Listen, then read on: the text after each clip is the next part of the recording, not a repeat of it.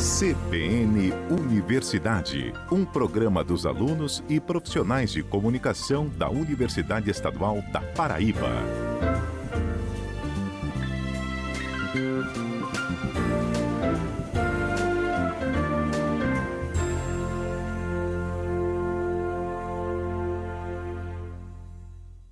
Olá, bom dia para você que está sintonizado aqui na CBN Campina Grande, acompanhando a programação da rádio que toca notícia. A partir de agora você fica comigo, Natasha Leone, no comando do CBN Universidade deste sábado, dia 20 de junho de 2020. Seja muito bem-vindo ao nosso programa e até às 10 horas da manhã tem muita informação para você. Vamos saber o que é destaque por aqui? O EPB deve ofertar mais de 2.900 vagas através do SISU para o período 2020.2 nos 8 campos da instituição. Consune aprova aumento no valor de bolsa de R$ 223 para R$ 400 por mês para extensionistas da Universidade Estadual. Por aqui tem o comentário de Luciano Nascimento na coluna Direito e Cidadania.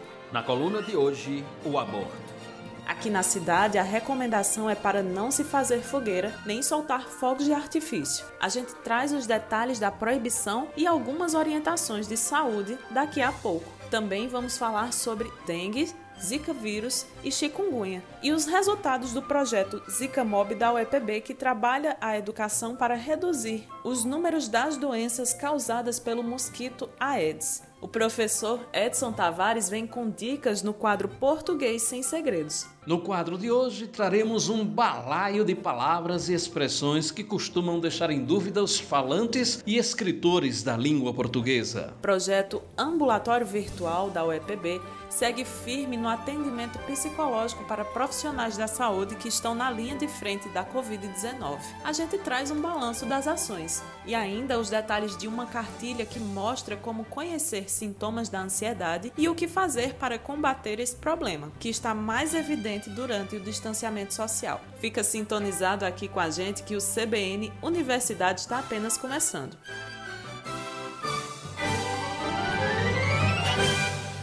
E a gente já inicia com notícia boa para os extensionistas da UEPB. É que o Conselho Universitário da Universidade Estadual aprovou o reajuste no valor da bolsa para mensalmente para os estudantes que estão inseridos em projetos de extensão, financiados pela instituição. O valor pago passa de R$ 253 para R$ 400 por mês de auxílio extensionista. De acordo com a Pró-Reitoria de Extensão, a UEPB mantém 450 bolsas mensais só na extensão. O novo valor começou a vigorar logo após a publicação da resolução, não sendo necessário aguardar a abertura de um novo edital de seleção Probex. O aumento no valor da bolsa de extensão valoriza a iniciativa dos estudantes da extensão da UEPB e fortalece as ações extensionistas da universidade para a comunidade. Agora vamos com o comentário de Luciano Nascimento.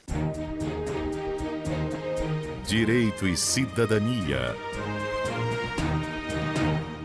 Bom dia a todos e todas os ouvintes da rádio CBN Campina Grande. Eu sou Luciano Nascimento e você ouve a coluna Direito e Cidadania. E na coluna Direito e Cidadania de hoje nós vamos falar sobre o aborto, as modalidades criminalizadoras do aborto, que transforma a conduta, a ação, o comportamento em crime ou delito, e as modalidades permissivas do aborto, que transforma a ação, a conduta, o comportamento em algo não punível no direito brasileiro. E, portanto, estaremos falando dos artigos 124 a 128 do Código Penal brasileiro. Ora, aborto. O que é aborto? E aí, um conceito, uma definição jurídica de aborto seria a interrupção da gestação antes do período pré-nital. Ou seja, a interrupção da gestação do aborto antes do período perinital, ou seja, a expulsão do feto antes das 22 semanas de gestação. E aí nascem, portanto, as categorias de aborto. E aí nós temos categorias de aborto que a norma penal não podem atingir inicialmente, porque são questões da própria biologia da mulher. Aliás, abrindo parênteses, se há uma matéria que nós homens não deveríamos falar sobre ela antes das mulheres se pronunciarem, essa questão é o aborto. Quando se fala de aborto, o lugar de fala inaugural, o lugar de fala legítimo, o lugar de fala primeiro deveria ser da mulher. E nós, homens, deveríamos falar só depois das mulheres. Fecha o parêntese. Ora, eu tenho, portanto, a ideia do aborto espontâneo ou do aborto natural, que, segundo o parecer da medicina, da ciência da saúde, de 10 a 25% das gestações estão sujeitas ao aborto espontâneo ou ao aborto natural já no início da gestação. Quanto mais o início da gestação, mais propenso o aborto a acontecer. Quanto mais dura a gestação, que ela se aproxima para o seu fim, muito mais difícil a ocorrência de um aborto espontâneo ou natural. E por que ocorrem os abortos espontâneos ou natural, espontâneo ou natural, Luciano? Ora, ocorre por características desfavoráveis para a própria condução da gestação ou por não apresentarem desenvolvimento do feto. E, portanto, aí se dá o aborto incompleto, se dá o aborto completo, se dá o aborto habitual, se dá o aborto infectado, se dá o aborto retido. Mas e por que acontecem essas características desfavoráveis? Ou por que a gestação se apresenta sem desenvolvimento do feto? Por questões de problemas uterinos, por questões de problemas de uso de drogas, por questões biológicas relacionadas a cromossomos, enfim, as características são as mais diversas possíveis. E, portanto, à luz dessa ideia do aborto, surgem os pensamentos criminológicos de criminalização do aborto, né? De tipificação como crime ou delito do aborto. E o Código Penal brasileiro, nos artigos 124, 125 e 126, criminaliza as condutas, as ações e os comportamentos denominados aborto. No artigo 124 do Código Penal brasileiro, o legislador trouxe a previsão de o autoaborto ou o aborto consentido pela gestante. Quando a gestante provoca o aborto com qualquer meio, pode ser um medicamento abortivo, pode ser um instrumento a ser introduzido no órgão sexual da gestante, ou quando ela, a gestante, permite que um terceiro pratique nela a conduta de aborto. E assim se dá a primeira previsão sobre o crime ou delito de aborto. No artigo 125, o legislador trouxe a previsão do aborto sem consentimento da gestante. Quando um terceiro, realiza o aborto sem a gestante permitir, sem a permissão, sem o consentimento da gestante. E ele pode fazer por introduzir algo na bebida dela, um medicamento na sua bebida, na sua alimentação. No artigo 126, o legislador trouxe a previsão do aborto com o consentimento da gestante. As penalidades são as seguintes. No artigo 124, uma pena de detenção de 1 a 3 anos. No artigo 125, uma pena de reclusão de 3 a 10 anos. E no artigo 126, também a pena de reclusão. Só que no artigo 126, o legislador trouxe a previsão para o aborto com consentimento da gestante, que pode ter um aumento de causa de pena, que pode haver uma causa de aumento de pena à luz das penas previstas no artigo 123 e no artigo 124 e no artigo 125 do Código Penal brasileiro. No artigo 127, o legislador trouxe uma forma qualificada, como os juristas se referem. Uma forma qualificada prevista no artigo 127 em relação às condutas praticadas nos artigos 125 e 126. Ou seja, quando do aborto sem o consentimento da gestante por um terceiro e quando do aborto com consentimento da gestante. Então, a pena do 125, que era de 1 a 3 anos, pode ter um aumento, uma causa de aumento, se, por exemplo, a gestante resultar lesão corporal.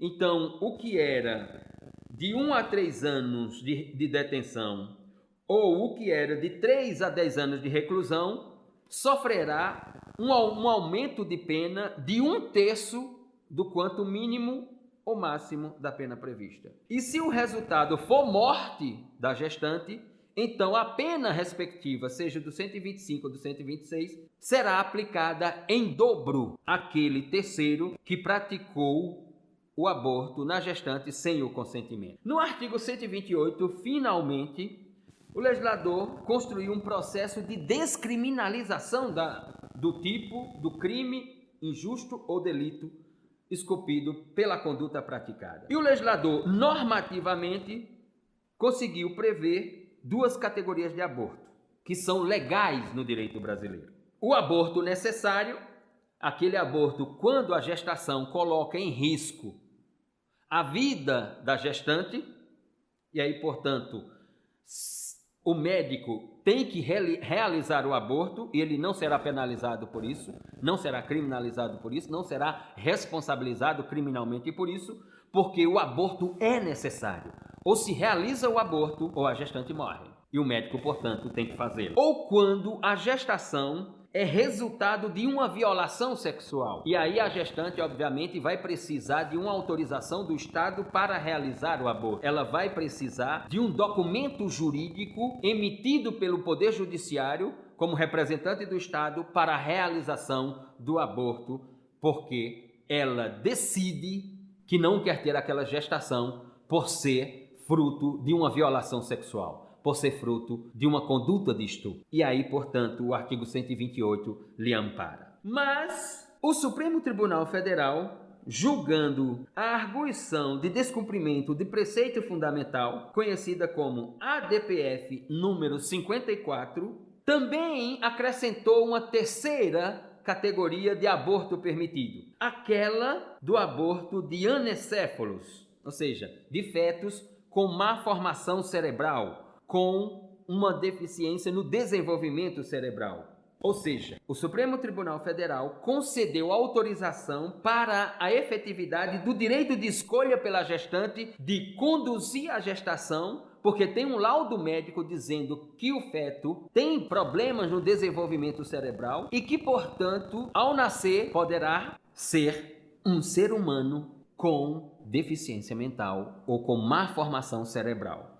E, portanto, a gestante tem efetivado, por uma decisão judicial, o direito de escolha se conduz a gestação ou se põe fim à mesma.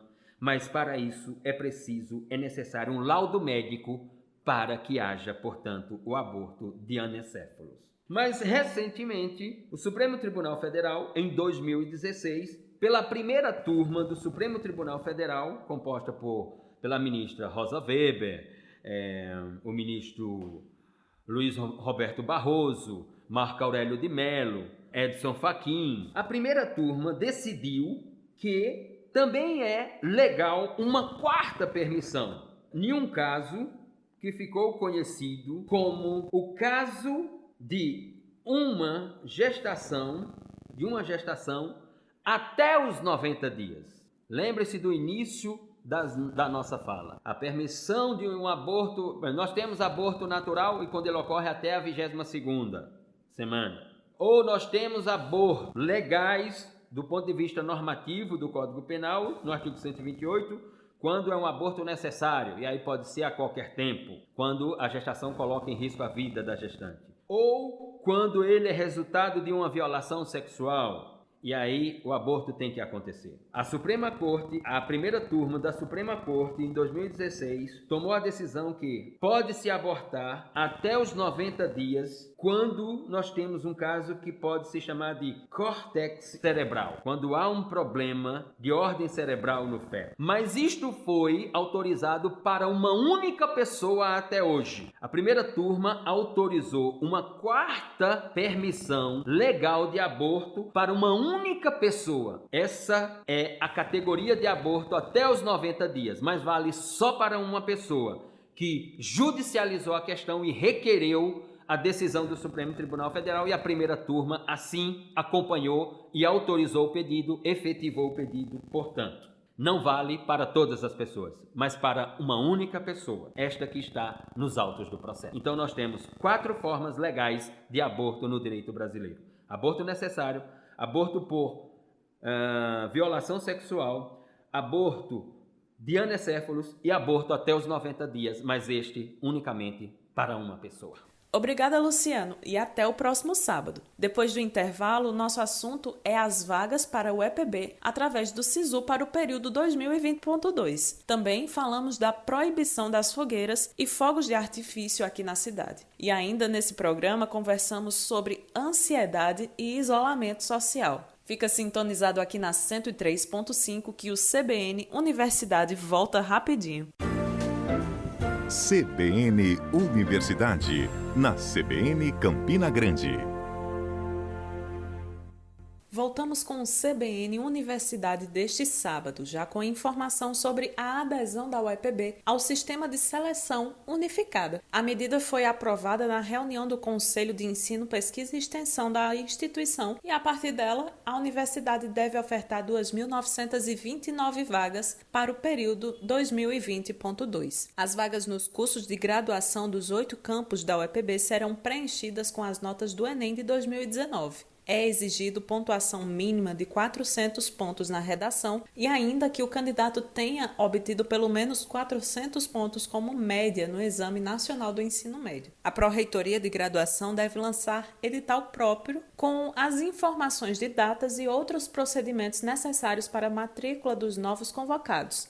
Entra no site da UEPB, o uepb.edu.br, e confere a lista de documentos completa que é exigida para ter direito à vaga depois da convocação. Nós mudamos de assunto para falar sobre a proibição das fogueiras e de soltar fogos de artifício aqui na cidade. O decreto que regulamenta essas medidas é o de número 4.486/2020 e o objetivo é justamente diminuir a emissão de fumaça, evitando que pessoas que sofrem com problemas respiratórios tenham crises e precisem buscar os hospitais da cidade, e ainda preservar quem está com a síndrome respiratória em decorrência da Covid-19, o que a exposição à fumaça pode agravar o quadro dos pacientes. O prefeito Romero Rodrigues fez o anúncio através de uma live na rede social. E vamos ouvir o que ele disse sobre o decreto de proibição das fogueiras aqui na cidade. Eu gostaria de lembrar que eu assinei o decreto que proíbe realização de fogueiras nesse período. Então está terminantemente proibido a questão daqueles que gostam, e eu também gosto, mas assim a gente entende que esse período é totalmente não recomendado realização de fogueiras, porque vai prejudicar as pessoas que estão em tratamento do coronavírus, que estão em recuperação também, como também estimular o aumento de pessoas que já têm naturalmente problemas de dificuldade de respiração, que têm alergia, os asmáticos da cidade, aumentar esse fluxo nas UPAs, nessas portas de atendimento da prefeitura, e complicar ainda mais a questão do atendimento, principalmente que tem que ser referenciado exclusivo para pacientes que estão com sintomas do coronavírus na cidade. Portanto, fogueiras suspenso. A iniciativa foi uma recomendação do Ministério Público acatada pela Prefeitura Municipal de Campina Grande e está em vigor desde o início do mês de junho, já que o decreto municipal só foi publicado no dia de Santo Antônio, mas com data retroativa. De acordo com o documento, a fiscalização do cumprimento da proibição está a cargo do pessoal da Secretaria de Serviços Urbanos e Meio Ambiente, a SESUMA. E quem descumprir pode ser responsabilizado civilmente. O médico infectologista da Secretaria Municipal da Saúde, Rodolfo Dantas, explica pra gente o perigo que é fazer fogueiras nesse tempo de pandemia. A gente está começando uma época que pra gente que mora em Campina Grande vai ser um pouco triste, que é a época de São João, Santo Antônio, São Pedro. Porém, esse ano a gente faz um grande apelo para vocês que não façam fogueiras. A fogueira pode gerar realmente uma aglomeração e quando tem aglomeração tem um risco de queimadura. Essa queimadura pode causar necessidade de UTI, que hoje está muito difícil, necessidade de hospitalização. Então é um motivo a mais para a gente não fazer fogueira, evitar aglomeração e evitar queimaduras. As fogueiras aumentam a quantidade de fuligem, a fumaça. Isso causa um acúmulo de fuligem no pulmão das pessoas, propicia ter infecções respiratórias, crises de asma, e nessa época de Covid, isso vai prejudicar ainda mais. Então a fogueira que você faz na porta da sua casa, a fumaça se dissemina praticamente para a cidade toda. Então não vai atrapalhar só a sua casa, só a sua rua. A gente faz um apelo que independente de onde você esteja, se tem muita gente ou não por perto, que não faça fogueira.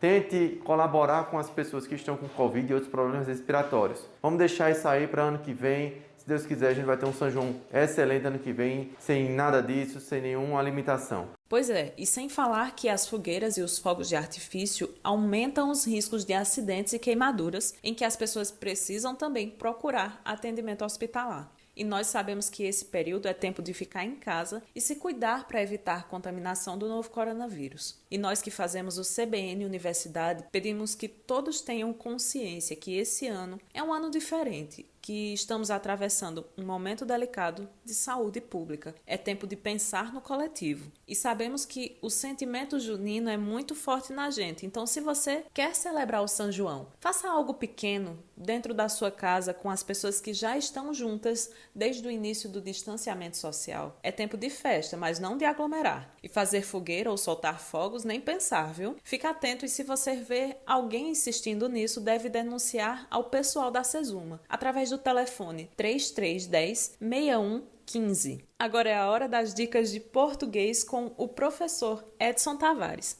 Vamos ficar atentos. Português sem segredos, com Edson Tavares. Bom dia, gente! Reunimos hoje uma série de palavras e expressões que despertam dúvidas nos usuários da língua portuguesa. Começamos pelo verbo intervir, que deriva do verbo vir e não do verbo ver. Assim, quando for preciso usá-lo, por exemplo, no passado, eu vou conjugá-lo como o verbo vir. Dizer que os filhos interviram na discussão dos pais não é correto. O certo é, os filhos intervieram na discussão dos pais. E espero que tenham acabado com ela. Outro caso, há pessoas que confundem as expressões em vez de e ao invés de. As duas existem, mas devem ser usadas em situações específicas. Em vez de é utilizada quando desejamos indicar uma coisa no lugar de outra. Por exemplo, em vez de café, faça chá. Já ao invés de é utilizada para indicar coisas opostas. Ao invés de chegar cedo, ele se atrasou. Mas não é a mesma coisa? Perguntará o ouvinte. Não. No primeiro exemplo, café não é o contrário de chá. Mas, no segundo, chegar cedo é o contrário de se atrasar. Entendeu? Taxar é com X ou com CH? Depende do que se quer dizer. Se for denominar alguém, é com CH. Se estiver se referindo a taxa ou imposto, aí é com X. O governo é taxado, com CH, de ganancioso ao taxar, com X, os investimentos. Num daqueles infames trocadilhos da nossa língua estão os verbos haver e existir, que, em alguns casos, têm o mesmo significado. Então dizemos, quando haver significa existir, fica sempre no singular, mas existir concorda com a palavra a que se refere. Então eu digo, havia muitos índios na aldeia. Havia no singular. Mas eu digo, existiam muitos índios na aldeia. Vamos supor que você precisa utilizar o verbo supor em alguma ocasião. É preciso ter cuidado, porque como derivado de por, é como esse verbo que deve ser conjugado. Então, não diga, se você supor que sua estratégia dará certo, nós concordamos com ela. Mas, e por mais estranho que pareça, se você supuser que sua estratégia dará certo, nós concordamos com ela. E por mais que se fale sobre isto, ainda aparecem pessoas que utilizam o gênero errado com a palavra grama. No feminino significa relva, capim. A grama do jardim precisa ser aparada. Mas significando peso é masculino. Preciso de 200 gramas de fermento. Falar nisso, quando se trata de líquido e se utiliza a medida mililitro, o que deveria ser óbvio, por ser uma palavra evidentemente do gênero masculino, ainda provoca confusão. Outro dia eu escutei uma dessas youtubers cozinheiras passando uma receita em que falava na relação de ingredientes em 200 ml de água, de certo influenciada pelo gênero da palavra água. E eu estarei de volta no próximo sábado para mais um quadro Português Sem Segredos. Obrigada, professor Edson, e até o próximo Português Sem Segredos. Você quer participar aqui com a gente? Tem dúvidas sobre a língua portuguesa? Pois manda uma mensagem para o número 98893-9414 com o seu questionamento, que ele pode esclarecer aqui no CBN Universidade. E antes de chamar o intervalo, só uma informação rapidinha. Para o servidor técnico administrativo da UEPB, que está na lista do processo de avaliação de desempenho agora no mês de junho. A relação com todos os nomes está disponível no site uepb.edu.br. E o prazo para realizar as avaliações é até dia 30 desse mês. Então, se você é avaliador, tem ainda 10 dias para frente, mas não deixa para a última hora não. Entra no sistema, avalia sem sair de casa, já que todo o processo é online. É hora de mais uma pausa e na volta a gente fala sobre os casos de dengue e os resultados do projeto ZikaMob da UEPB. O CBN Universidade volta rapidinho. CBN Universidade, na CBN Campina Grande. Oi pessoal, eu sou Natasha Leone e para você que sintonizou a CBN Campina Grande agora, você fica com a gente até às 10 horas da manhã, aqui no CBN Universidade. E nos últimos meses o assunto tem sido a pandemia do novo coronavírus. Diariamente somos bombardeados de informações e muita gente tem esquecido de uma outra doença bem conhecida nossa e que tem sintomas parecidos com a da Covid-19. É a dengue, que de acordo com a Secretaria de Saúde do município, está tendo surto aqui na cidade. Em virtude da pandemia, o Ministério da Saúde recomendou que não seja feito o levantamento rápido do índice de infestação por Aedes aegypti, isso desde o mês de março. Assim, as ações da vigilância sanitária aqui de Campina Grande estão sendo feitas a partir das denúncias da população quanto a possíveis locais de infestação do mosquito Aedes aegypti. Vamos ouvir a gerente de vigilância ambiental aqui de Campina Grande, Rossandra Oliveira. Nós estamos trabalhando em um ano totalmente atípico, onde nós temos que fazer o trabalho apenas no peridomicílio, ou seja, ao redor de casa, nos quintais, a averiguação de terrenos baldios, mas não podemos fazer o trabalho intradomicílio, dentro da casa das pessoas. Por esse motivo, nós vemos também observando um aumento consideráveis nos adoecimentos das pessoas, principalmente com dengue, no nosso município. Nós estamos monitorando esses dados através do Dengue Zap e do Disque Dengue, onde as pessoas têm feito várias e várias reclamações, da presença de foco dentro das residências, da foco em terrenos baldios, e nós estamos com a equipe de difícil acesso redobrando os seus trabalhos, Eles estão fazendo visitas até mais do que o normal para poder a gente dar conta de fazer essas vistorias, aonde eu e você poderíamos evitar isso, em não fazer o descarte inadequado dos resíduos sólidos em terrenos baldios, esperando o dia das coletas, que é regular no nosso município. Nós também, devido a essa pandemia, o Ministério da Saúde suspendeu a realização do LIRA, que é o levantamento de índice rápido do Aedes aegypti, que nós fazemos a cada 3 meses para averiguar quais os bairros estão com maior infestação no município. Foi suspenso, por nós não podermos fazer esse trabalho dentro das casas das pessoas. Então, nós precisamos cada dia mais da sua ajuda no combate e no controle. Observe bem seus quintais, observe bem suas calhas, suas bicas, se não tem alguma folha que esteja embarreirando a caída da água. Verifique se os seus depósitos estão vedados, não apenas tampados, se eles estão vedados para que não haja entrada do Aedes dentro desses depósitos e aí venha a se tornar um criadouro. Então, nos ajude, porque junto nós podemos vencer esse mosquito e preservar o nosso bem maior, que é a nossa saúde, preservar a nossa maior riqueza, que é a nossa família,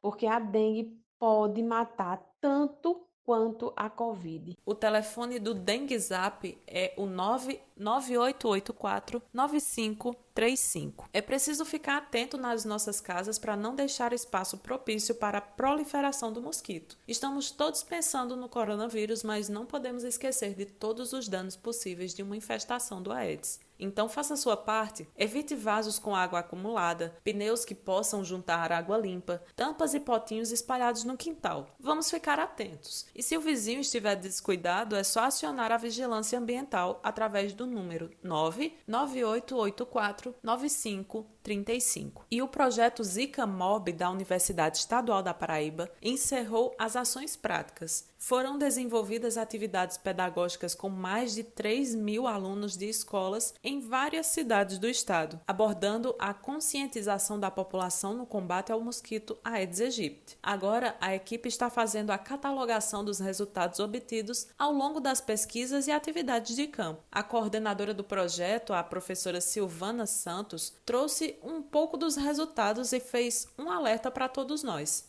Vamos ouvir. O nosso grupo na UEPB trabalhou com uma ferramenta estatística muito importante, que ajuda muito a definir as áreas que são mais tem mais risco para a proliferação de mosquitos que são vetores de doenças como a dengue, a zika e a chikungunya. Essa ferramenta, ela trabalha com o LIRA. O LIRA é uma forma de fazer um levantamento rápido da infestação de Aedes aegypti no município. Quem faz o LIRA são os agentes de combate às endemias da prefeitura. Nesse período de pandemia, o LIRA não está sendo feito. E aí a gente não tem uma ideia de quanto nós temos de infestação nos municípios. Isso é muito ruim porque essa medida do LIRA, ela é a ferramenta que nós temos hoje para planejamento das ações de combate ao Aedes. E como não tem sido feito nesse período, então a gente fica com, como se não tivesse uma arma na mão, uma ferramenta na mão para poder planejar as ações. Nós vamos propor o uso dessa ferramenta que a gente criou. Quem criou essa ferramenta foi o professor Ricardo Olinda, do grupo de estatística da UEPB. Então essa ferramenta, ela é muito importante para os municípios, porque com os dados do LIRA, a gente consegue definir melhor quais bairros têm mais risco, digamos assim, de influenciar outros bairros na proliferação do Aedes. Nossos resultados já estão disponíveis, mas também a gente não teve a oportunidade ainda de compartilhar com a comunidade, com as prefeituras, com o estado, mesmo com o governo federal, por conta da pandemia. Mas são resultados muito importantes, que eu acredito que ajudarão muito na prevenção das doenças transmitidas por mosquitos. Espero que todos, nesse momento de pandemia, que estão em suas casas, façam a verificação semanal de criadouros em recipientes, principalmente nas caixas d'água, recipientes que têm água,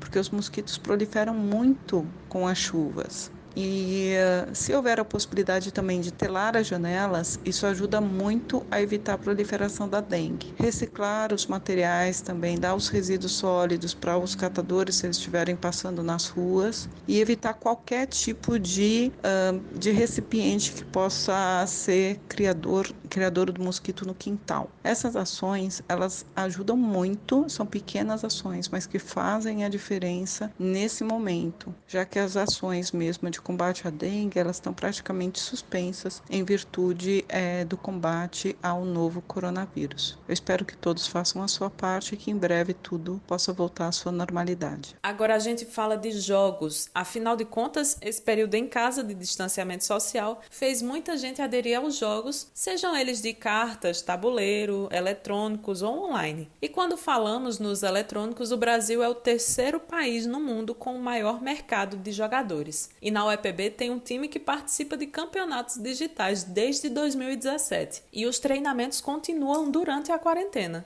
cada um na sua casa. A reportagem é da Carla Patrícia. Os jogos eletrônicos fazem parte do convívio social há décadas, com atividades que envolvem entretenimento, diversão e também aprendizado. Você deve lembrar dos famosos primeiros consoles como o Atari, Nintendo, os jogos de fliperama, que traziam os clássicos do Pac-Man, Donkey Kong, Super Mario, entre vários outros que hoje são encontrados nos videogames mais atuais e também nos computadores e celulares. Com o desenvolvimento de novas tecnologias, o universo dos jogos eletrônicos, chamado de eSports, ganhou espaço e conquistou grandes públicos, Segundo o censo de 2018 da indústria brasileira de jogos digitais, o país possui mais de 66 milhões de jogadores ativos, e esse crescimento tornou o Brasil o terceiro maior mercado do mundo em número de jogadores. Durante esse período de distanciamento social, os jogos digitais têm aproximado muitas pessoas. De acordo com uma das plataformas de jogos online mais popular, a Steam, houve um aumento no número de jogadores e espectadores, que no dia 22 de abril bateu recorde na plataforma com mais de 22,6 milhões de usuários ao mesmo tempo jogando ou assistindo o campeonato. Na Universidade Estadual da Paraíba, estudantes que gostam de esportes eletrônicos se juntaram para criar um time, chamado UEPB Gaming. A equipe possui uma média de 19 jogadores e conta com apoio e participação de 90 membros. O atual presidente do grupo, Gabriel Duque, de 19 anos, explica que a equipe surgiu para aproximar as pessoas que jogam e proporcionar um espaço de interação na comunidade dos esportes. A gente tem time na modalidade do Free Fire, do Clash Royale, do FIFA e do League of Legends, o famoso LoLzinho. Os campeonatos eles funcionam de forma online, a maioria, e alguns eles possuem a fase presencial, como é o caso do Jubes, que todas as pessoas que se classificarem para essa fase final vão lá, viajam, e aí vão participar de forma presencial, disputando para tentar pegar o primeiro lugar. Com respeito a essa quarentena, as atividades não mudaram muito, principalmente porque boa parte do que a gente fazia era em casa, a gente treina em casa, a gente passa horas, joga em time através de casa. Então, cada um marca o horário de jogar, a gente entra e basicamente o treinamento ocorre nesses horários. A tecnologia foi muito importante para desenvolver novas experiências com esportes no âmbito digital.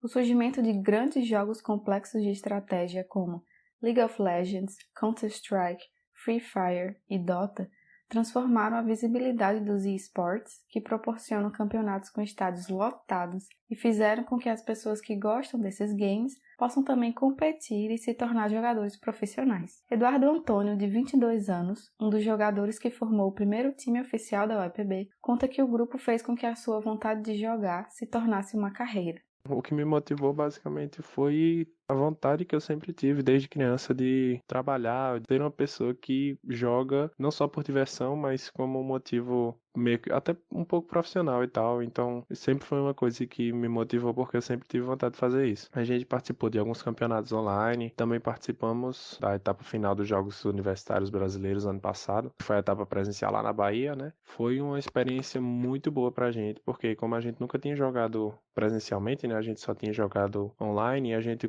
percebeu que tem uma diferença muito grande, que a pressão do público também é diferente, e tem uma diferença enorme de você estar jogando cada um na sua casa, como a gente costuma treinar, né? Cada um na sua casa, e tá jogando num palco com o público, então é uma pressão bem diferente. Um estudo realizado pela Pesquisa Game Brasil de 2018 mostrou que a maior parte dos jogadores brasileiros são, na verdade, jogadoras. As mulheres representam 58,9% do público que joga algum tipo de game digital, com uma faixa etária entre 25 e 54 anos. Mas esses dados acabam não se tornando visíveis porque muitas delas utilizam nomes masculinos nos jogos para não serem subestimadas nesse cenário classificado como masculino. Uma das jogadoras da UEPB Gaming, Ana Carla, de 22 anos, fala das suas experiências como mulher no grupo e encoraja meninas que gostam de jogar e queiram participar. Eu uso o nick feminino, não é tão frequentemente que eu levo algum tipo de xingamento, mas acontece, infelizmente acontece, né? A gente tem que se impor, a gente tem que se unir e mostrar que somos capazes, que somos tão boas quanto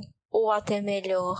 Se você gosta de jogar e quiser fazer parte do time, a equipe da UEPB Game realiza novas seletivas a cada início do período letivo, para trazer novos jogadores ao time, de acordo com as modalidades dos jogos. Para ter mais informações sobre como participar, basta procurar o UEPB Game nas redes sociais. Carla Patrícia para o CBN Universidade. Obrigada, Carla Patrícia. Me lembrei no tempo que eu jogava videogame. Vamos para a nossa última pausa aqui no CBN Universidade. Na volta, a gente traz um balanço dos atendimentos psicológicos do projeto Ambulatório Virtual e ainda os detalhes de um guia que mostra como identificar e enfrentar a ansiedade nesse período. Fica sintonizado que a gente volta rapidinho. CBN Universidade, na CBN Campina Grande. CBN Universidade está de volta e já com um balanço do projeto Ambulatório Virtual, desenvolvido pela UEPB em parceria com a Secretaria de Saúde do Estado. Essa iniciativa tem possibilitado acompanhamento psicológico para profissionais que estão atuando na linha de frente do combate ao novo coronavírus em vários hospitais da Paraíba. E a previsão de atendimento por semana já foi superada desde o início do projeto. Quem conta os detalhes para a gente é o nosso repórter Valério Júnior. Vamos ouvir.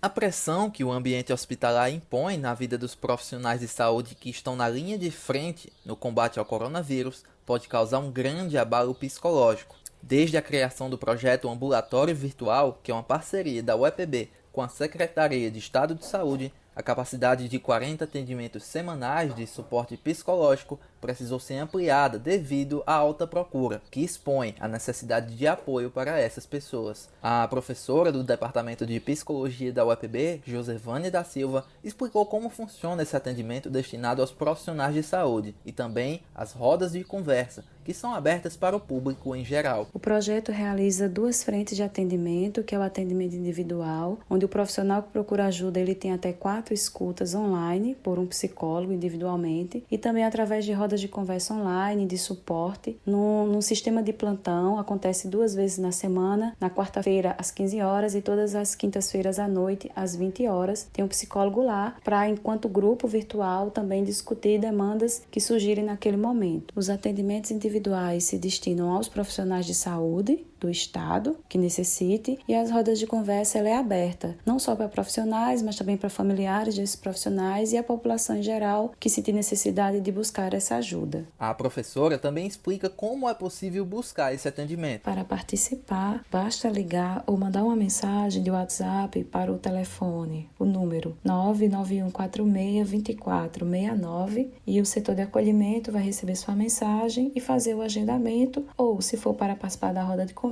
encaminhar um link. Mas esse link ele é fixo para participação, está no site da Secretaria de Saúde, também no site do Cefor, e nas redes sociais também é possível encontrar. Qualquer dúvida, ligando para esse número, você será atendido. Lucílvio Silva é membro da Comissão de Suporte do projeto e ligado à Coordenação de Saúde Mental da Paraíba. Ele contou que esse projeto é fruto de parcerias e falou sobre a plataforma que garante total sigilo em salas virtuais para que as pessoas possam ser atendidas. Nós temos 2 parceiros importantes, né, além do próprio Estado. Né? Os outros parceiros são justamente a UFPB, que entra com a plataforma, né, que garante sigilo, com salas virtuais de atendimento, porque nenhum atendimento é presencial, tudo é feito virtualmente, à distância, e fornece assim quase o espaço criptografado virtual com segurança para esses atendimentos. E a UEPB é nossa grande parceira porque os profissionais da escuta, né, as psicólogas e os psicólogos que estão acolhendo essa demanda e dando esse suporte para a gente de maneira voluntária, fazem parte dessa equipe. Além de todo o apoio a profissionais de saúde, o projeto também está em contato com 75 estudantes da rede estadual de ensino, que estão longe de casa no exterior, fazendo intercâmbio através do programa Gira Mundo, e que não puderam retornar, assim como quem enfrenta a pandemia dentro dos hospitais, passar esse período longe dos familiares, também os deixa expostos a fragilidades com a saúde mental. É uma grande ação em conjunto, uma grande ação de parceria em prol realmente do cuidado da saúde mental, tanto dos profissionais da saúde que estão à frente de toda essa batalha com o Covid, como também das demais pessoas que têm recorrido a gente, ao suporte para buscar essa atenção e esse cuidado. Se você é profissional de saúde, conhece alguém que precise de atendimento psicológico ou se deseja participar das rodas de conversa para apoio nesse período de pandemia, entre em contato com o WhatsApp 99146-2469. Valério Júnior para o CBN Universidade. Obrigada, Valério Júnior. E os interessados no atendimento psicológico online podem entrar em contato através do WhatsApp pelo número 99146-2469. Outras informações sobre o projeto Ambulatório Virtual você encontra no site da UEPB, o uepb.edu.br. E esse tempo de distanciamento social é mesmo conflitante em vários sentidos, principalmente na questão emocional. manual. E pensando em ajudar a enfrentar esse momento, uma psicóloga da Associação de Pais e Amigos dos Excepcionais de Campina Grande desenvolveu uma cartilha com dicas para as famílias que são assistidas pela APAE aqui na cidade. É o Manual da Família, como vencer a ansiedade durante a quarentena, que traz dicas de como identificar e enfrentar o problema. O conteúdo da cartilha pode ser acessado por qualquer pessoa. Quer saber como? Confere todas as informações dessa iniciativa na matéria de Ricardo Júnior. Insônia, falta de ar, dores no peito e aumento dos batimentos cardíacos. Você já deve ter sentido alguns desses sintomas nos últimos meses. É que o distanciamento social imposto pela pandemia do novo coronavírus gerou um aumento nos quadros de ansiedade, como revela a psicóloga Cristina Cogiso. Casos de ansiedade durante esse período de isolamento têm aumentado basicamente por dois motivos, né? Primeiro, a incerteza e a instabilidade em relação ao futuro, o medo pelo fato de não sabermos quando tudo irá passar e voltaremos à rotina. E segundo, porque somos seres de relação social. Não ficamos satisfeitos sem as relações de amizades, familiares, relações de vida social em geral, né, que todos nós alimentamos. Cristina Cogiso é psicóloga na Associação de Pais e Amigos dos Excepcionais de Campina Grande, a APAE. A organização social tem como objetivo promover a atenção integral à pessoa com deficiência intelectual e múltipla, mas nesse momento as atividades presenciais também estão suspensas. Foi com o objetivo de auxiliar os pais responsáveis e atendidos pela entidade a atravessar esse momento difícil que Cristina elaborou o Manual para a Família, como vencer a ansiedade durante a quarentena. A psicóloga conta que a ideia surgiu a partir dos teleatendimentos realizados com os usuários da APAE,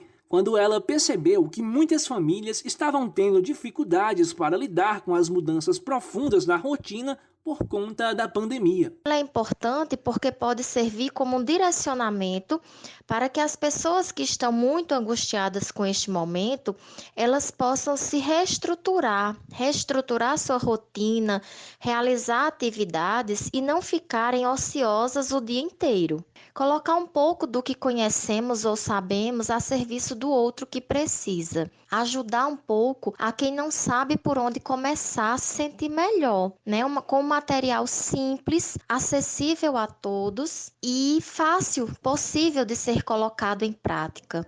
Ao longo de 12 páginas, o manual apresenta informações que ajudam a compreender e lidar com os sintomas da ansiedade. A ideia é oferecer dicas de como controlar a ansiedade por meio de atividades e condutas que podem ser desenvolvidas dentro de casa. Hoje em dia, a APAE de Campina Grande atende 348 famílias de 36 cidades paraibanas. As famílias que têm acesso à internet estão recebendo uma versão digital da cartilha. Já a tiragem impressa será distribuída entre as famílias que não dispõem de internet em casa. O material também está sendo disponibilizado para a população e pode ser solicitado através do perfil da organização no Instagram, o @APAE Campina Grande.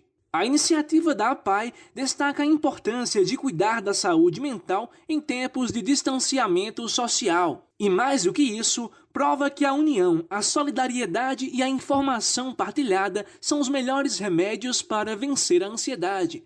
Ricardo Júnior para o CBN Universidade. Obrigada, Ricardo Júnior. E só reforçando que você pode solicitar o arquivo da cartilha em PDF através da rede social da associação no Instagram, @APAE Campina Grande. E com essa informação, a gente chega ao fim do CBN Universidade deste sábado. O programa teve a apresentação minha, Natasha Leone, e o CBN Universidade tem a produção dos estudantes de jornalismo e de educomunicação que fazem estágio na Coordenadoria de Comunicação da UEPB. A supervisão e edição é da Coordenadoria de Comunicação da UEPB. A edição e finalização é de Apolo Ricarte, direção de Hipólito Lucena. E se você perdeu algum trechinho do nosso programa, pode ouvir na hora que quiser, através do canal Rede UEPB no YouTube. Daqui a pouquinho o CBN Universidade já está disponível na íntegra para você ficar por dentro do que rolou no nosso programa. E aproveitamos o espaço também para lembrar que toda quinta-feira, no mesmo canal, o reitor Rangel Júnior está fazendo lives abordando os principais assuntos da UEPB e ainda respondendo a questionamentos da comunidade acadêmica. Ativa o sininho que você vai receber o alerta sempre que entrar no vídeo novo ou quando o Rede UEPB estiver ao vivo no YouTube. O CBN Universidade é fruto de uma parceria entre a Rádio CBN Campina Grande e a Universidade Estadual da Paraíba. Agora você continua com a programação da CBN Campina Grande, que tem muita informação para você. Voltamos sábado que vem. Até a próxima semana. CBN Universidade, na CBN Campina Grande.